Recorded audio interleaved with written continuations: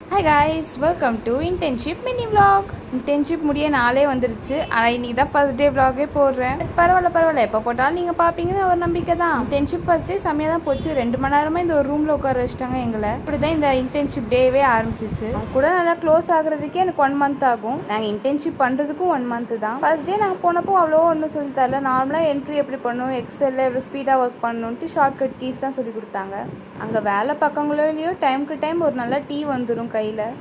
அதை குடிச்சிட்டு பஸ் வந்து தேடி பிடிச்சி ஏறி வீட்டுக்கு வரதுக்குள்ளே லேட் ஆயிடுச்சு. ஆனால் இதில் ஒரு புது விஷயம் நான் கற்றுக்கிட்டேன். இந்த திருக்குறளில் சொல்கிற மாதிரி நம்ம எப்பவுமே இருக்கணும்ன்ட்டு. எனக்குன்னே எழுதி போட்டிருக்கான்னு தெரியல. முதல் நாள் நான் போனப்பயே எனக்கு இந்த அழகான குறள் கேள்விப்பட்டேன். வீட்டுக்கு வந்து டைமை பார்த்தா 8:30.